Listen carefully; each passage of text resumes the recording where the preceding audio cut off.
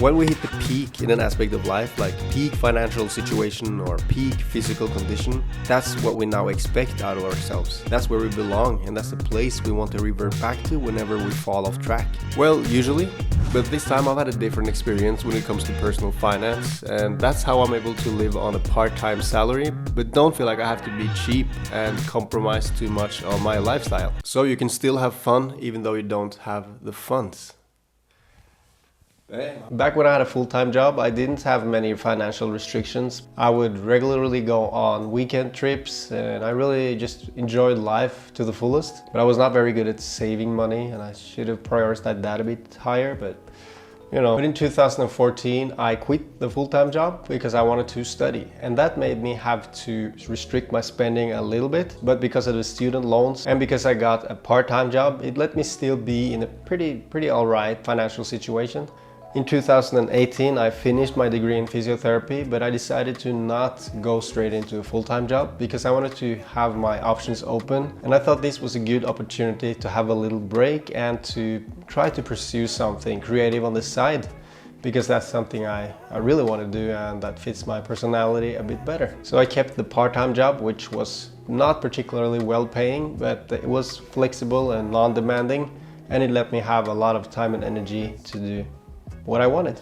You would think that it would suck to suddenly have a low income when you're used to spending like there is no tomorrow, but I don't feel like that anymore. And coincidentally, there's another concept that comes to mind where I had sort of the same experience and the same change of attitude, and that is minimalism. Minimalism made me take a step back and reconsider my ever-growing bunch of belongings.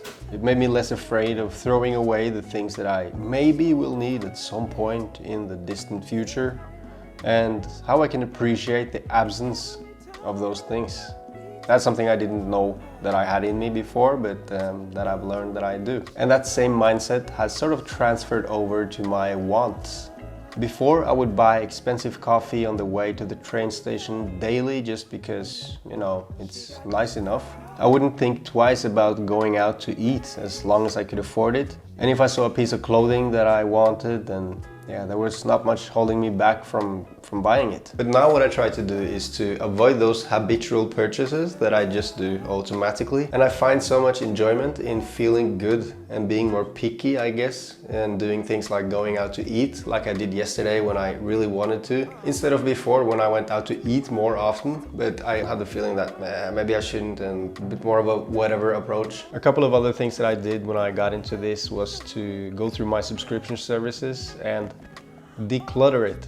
I was able to cancel, I think it was 3 or 4 subscription services. And the other thing I did was to track my spending manually. I wrote down everything I bought for a year and a half almost. And that's a great way of exposing those smaller expenses that might add up in the long run. And it also made me more considerate with the expenses. So the moral of the story is that I try to avoid habitual and mindless purchases, but I get things when I want them, so I still can be satisfied. I know it's pretty vague and pretty simple in theory, but I don't think there is an easy 5 steps to live like a king with a part-time job. But in my experience, this approach has made me naturally adjust and be super comfortable in my current financial situation. And that's how I came up with the idea for this video.